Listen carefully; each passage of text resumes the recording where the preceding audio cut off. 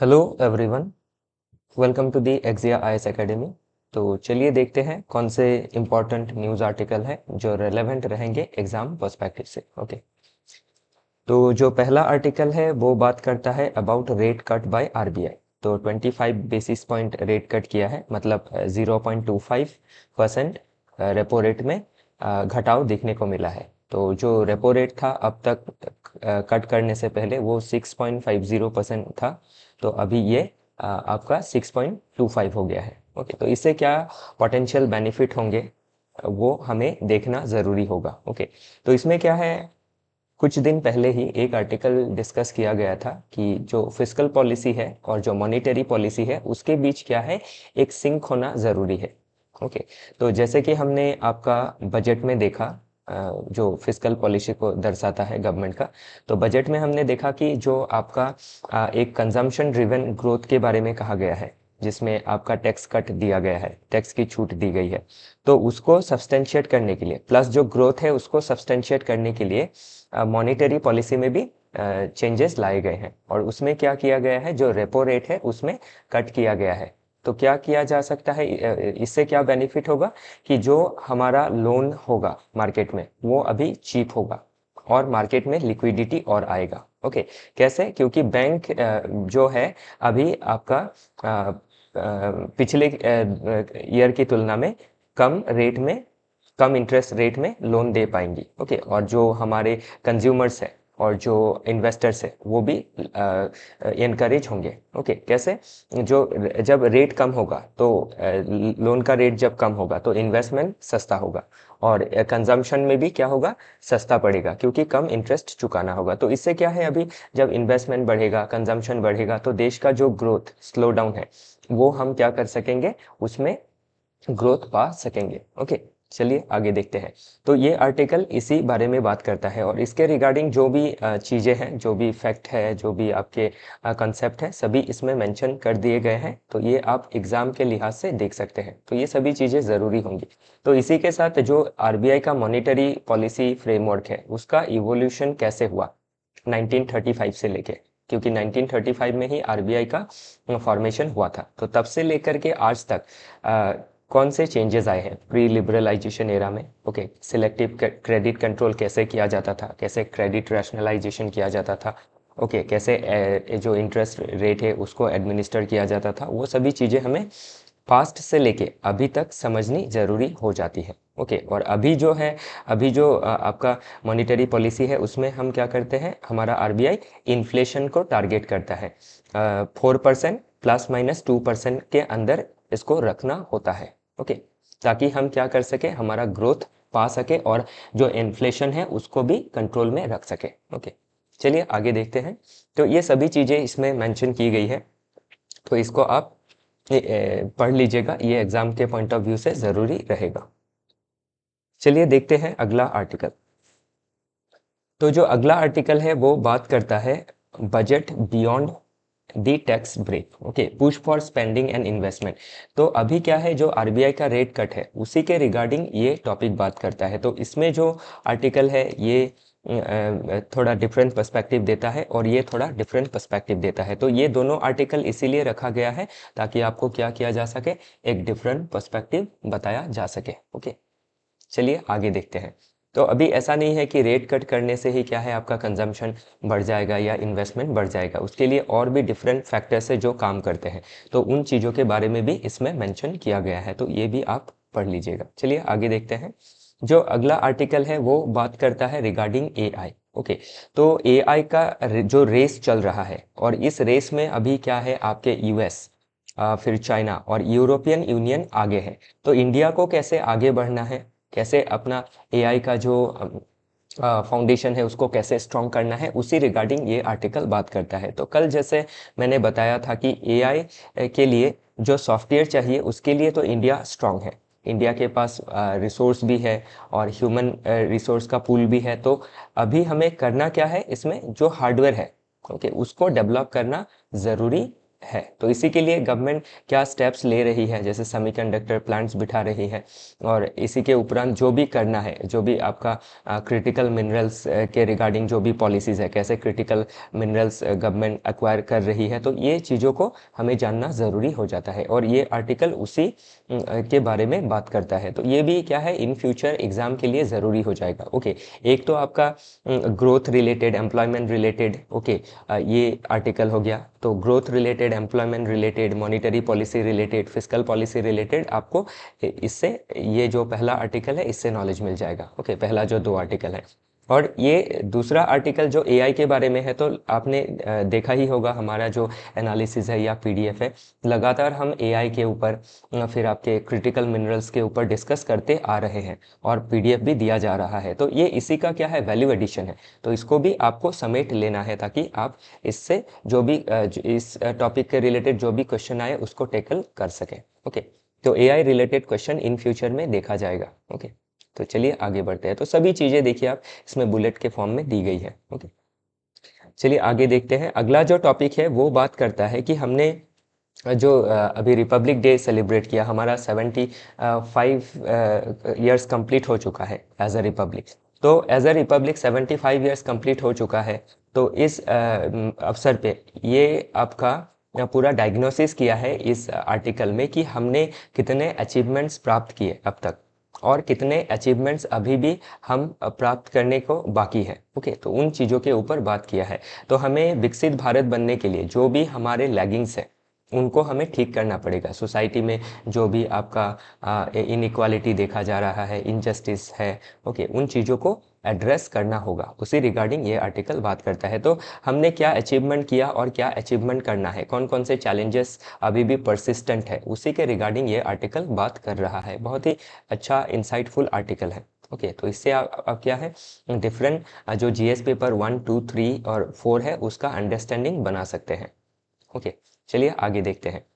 जो अगला आर्टिकल है वो बात करता है constitutional not personal, morality must guide code. Okay, तो अभी रिसेंट में देखा गया है आपका divorce related, live in relationship related, same sex marriage related जो भी इश्यूज कोर्ट में आ रहे हैं, तो उसमें क्या है, कोर्ट का एक पर्सनल आपका बायस्ड देखा जा रहा है। ओके, और जो कॉन्स्टिट्यूशन जो कहता है या फिर कॉन्स्टिट्यूशनल मोरालिटी जो है उसका आपका यूज़ नहीं हो रहा है, उसी रिगार्डिंग ये आर्टिकल बात करता है। तो ये आर्टिकल आपका क्या हो जाता है, specially GS paper 1 then 2 again GS paper 4 के पर्सपेक्टिव से ज़रूरी हो जाता है कि कोर्ट को क्या है, अपना सब्जेक्टिविज्म नहीं रखना है, उनको ऑब्जेक्टिवली काम करना है। और जो कॉन्स्टिट्यूशनल मोरालिटी है, कॉन्स्टिट्यूशन जो कहता है इक्वालिटी के बारे में, जस्टिस के बारे में, आर्टिकल 21 पर्सनल लिबर्टी और लाइफ के बारे में, उसके रिगार्डिंग ये आर्टिकल बात करता है कि उन चीज़ों को मद्देनज़र रखते हुए ही जजमेंट्स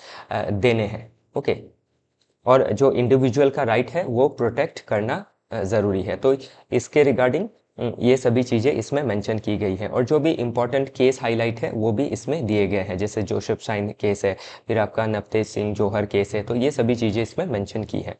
ओके, और जो रिसेंट के जो भी आपके इश्यूज देखे गए हैं, ओके, सब्जेक्टिविज्म देखा गया है कोर्ट के द्वारा, वो चीज़ें इसमें मेंशन की गई है।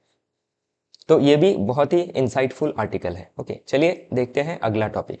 तो अगला टॉपिक बात करता है रिगार्डिंग पोल्यूशन, स्पेशली जो अर्बन पोल्यूशन देखा जा रहा है। ओके, तो इसमें जो ऑथर साहब है कौशिक बसु साहब, उन्होंने जो इकोनॉमी का ग्रोथ है और पोल्यूशन उसमें कैसे हैम्पर कर रहा है उसको लिंक करके ये आर्टिकल इसमें आया है न्यूज़पेपर में। और इसका जो भी फर्दर एडिशन है उसमें उसको हमने इसमें मेंशन कर दिया है। तो इसमें ये कहा गया है कि जब पोल्यूशन रहेगा तो लोगों के हेल्थ पे नेगेटिव इम्पैक्ट पड़ेगा।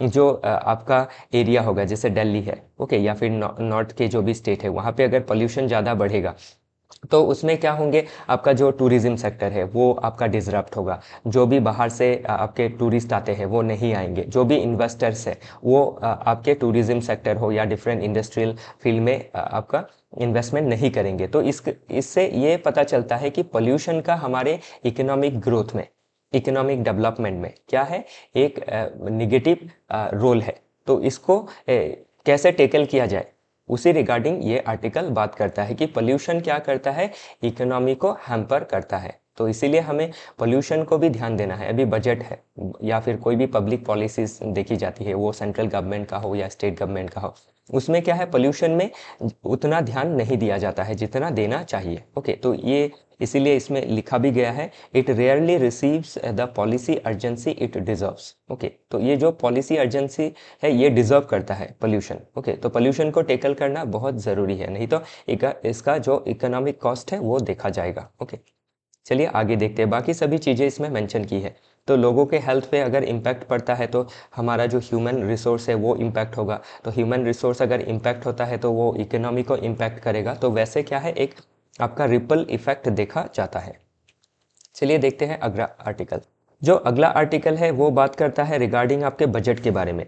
तो अभी जैसे सेंट्रल गवर्नमेंट का बजट आया तो उसमें क्या है, बहुत फोकस किया गया, बहुत डिस्कशंस हुई। ओके, बहुत सारे आपके प्रेज हुए, क्रिटिसिज्म हुए। लेकिन जो स्टेट का बजट है उसका डिस्कशन नेशनल मीडिया में हो या फिर जो भी इंटेलेक्चुअल ग्रुप्स है, सिविल सोसाइटी है, वो ज़्यादा डिस्कस नहीं करती है। जबकि देश का जो ग्रोथ है वो स्टेट, जितने भी स्टेट है 28 स्टेट के बजट के ऊपर बहुत डिपेंड करता है। ओके, क्योंकि स्टेट जो है वो मैन्युफैक्चरिंग के की इनपुट्स को कंट्रोल करती है, जैसे लैंड हो गया, लेबर हो गया, पावर हो गया, ट्रांसपोर्ट हो गया, मार्केट एक्सेस हो गया। तो अभी अगर स्टेट गवर्नमेंट्स इन चीज़ों में ध्यान नहीं देंगी अच्छी तरह से और इनमें आपका ईज नहीं रहेगा तो क्या है, देश का इकोनॉमिक डेवलपमेंट सुनिश्चित कर पाना नामुमकिन सा हो जाएगा। ओके, और जो भी स्कीम लेते हैं लाइक मेक इन इंडिया, आत्मनिर्भर भारत, तो ये स्कीम में भी क्या होगा, ये चीज़ें ऑब्स्टेकल बन के खड़ी रहेंगी। तो इसीलिए क्या है, हम सभी को स्टेट गवर्नमेंट को रेस्पॉन्सिबल ठहराना है, क्योंकि स्टेट गवर्नमेंट को पावर मिला है कॉन्स्टिट्यूशन से। ओके, तो उसके लिए उनको अकाउंटेबल ठहराना है, उनको क्वेश्चन करना है कि जो भी वो इनिशिएटिव्स ले रहे हैं उससे हमारा एम्प्लॉयमेंट कितना जनरेशन हो रहा है, इंफ्रास्ट्रक्चर कितना ठीक हो रहा है, okay, ease of doing business कितना हो रहा है। तो ये सभी चीज़ें ज़रूरी हो जाती है। ओके, चलिए देखते हैं अगला आर्टिकल। तो ये सभी चीज़ें इसमें क्या है, बहुत ही ईजी तरीके से मेंशन कर दी गई है। और इसी के साथ क्या है, आपके सॉरी, स्टेट के जो भी आपके बजट है उसमें जो भी पॉपुलिस्ट स्कीम देखा जाता है वो कैसे हमारे इकोनॉमी को हैम्पर कर रहा है, लॉन्ग टर्म जो हमारा डेवलपमेंटल ट्रेजेक्टरी है उसको कैसे इम्पैक्ट कर रहा है, उसी रिगार्डिंग ये सभी चीज़ें इसमें मेंशन की गई है। ओके, और इसका पॉसिबल सल्यूशन या फिर वे फॉरवर्ड क्या है, वो सभी चीज़ें इसमें दी गई है, आप देख के समझ सकते हैं, एकदम ही ईजी है। ओके, चलिए आगे देखते हैं। तो इसमें कैसे पॉपुलिस्ट मेजर लिए जा रहे हैं, इसको कैसे रिफॉर्म करना है, ओके, इसका अल्टरनेट क्या हो सकता है, ये सभी चीज़ें बहुत ही आसान भाषा में दी गई है, आप समझ पाएंगे।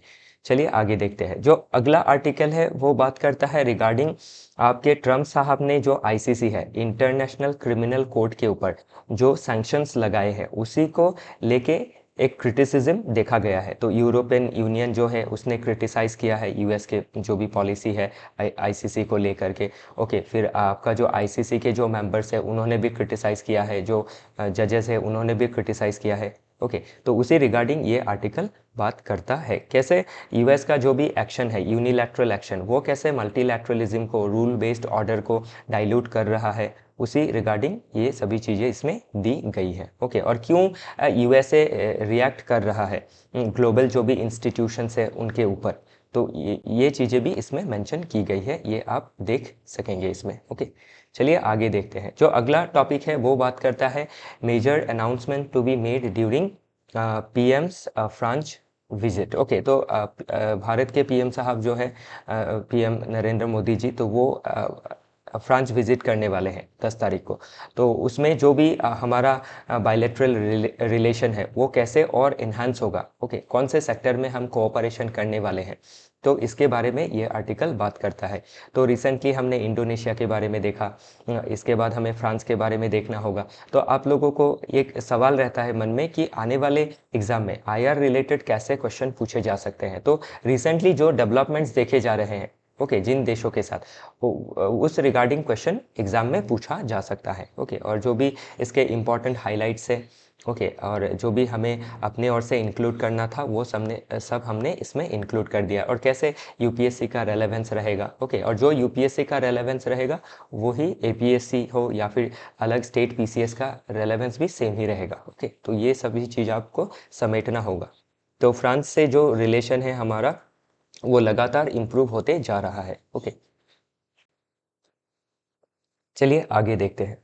तो अगला जो आर्टिकल है वो जो फ्रिक्शन चल रहा है आपका गवर्नर का, स्टेट का गवर्नर प्लस जो सीएम है, उसी रिगार्डिंग ये आर्टिकल बात कर रहा है कि कैसे जो गवर्नर साहब है वो स्टेट का जो भी आपका लॉ है उसको पास करने में कैसे वो होल्ड कर रहे हैं। ओके, और इलेक्टेड गवर्नमेंट कैसे काम नहीं कर पा रहा है, और जो नॉमिनेटेड गवर्नमेंट है वो कैसे जो पावर है उसको एक्वायर करके बैठे हुए हैं, उसी रिगार्डिंग ये आर्टिकल बात करता है। तो इसमें क्या है, centre state relation, federalism related question आपके एग्जाम में देखे जा सकते हैं आने वाले समय में। तो ये अभी सुप्रीम कोर्ट में केस चल रहा है इसे रिगार्डिंग, तो आने वाले समय में आप क्वेश्चन एक्सपेक्ट कर सकते हैं। और सुप्रीम कोर्ट का जो भी रूलिंग होगा, जो भी जजमेंट होगा, वो भी इम्पॉर्टेंट रहेगा आने वाले एग्जाम के लिए। तो सभी पॉसिबल चीज़ें इसमें मेंशन कर दी गई है, और कॉन्स्टिट्यूशन का जो आर्टिकल इसको सब्सटेंशिएट करता है वो भी इसमें मेंशन कर दिया गया है with past Supreme Court judgement. Okay, चलिए आगे देखते हैं। जो अगला आर्टिकल है वो बात करता है technology and the challenge of equitable education.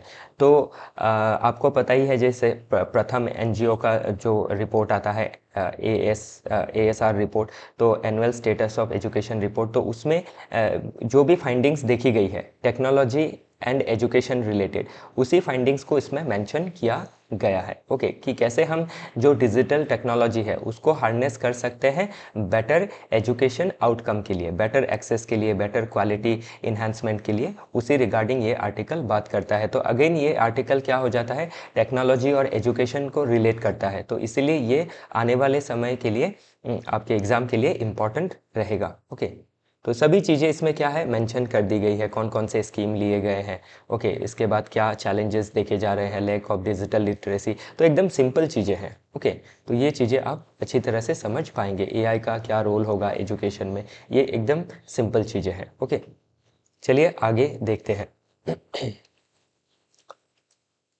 तो यही आखिरी आर्टिकल था, तो इसमें सभी चीज़ें बहुत ही सिंपल तरीके से दी गई हैं, तो आप अपनी तरफ से पढ़ के इसको समझने की कोशिश कीजिएगा। और कोई भी आपका डाउट रहता है तो हमारा जो कमेंट सेक्शन है उसमें आप लिख दीजिएगा, हम उसको कैटर करने की कोशिश करेंगे। आज के लिए इतना ही है, कल फिर मिलेंगे नए टॉपिक के साथ। अलविदा।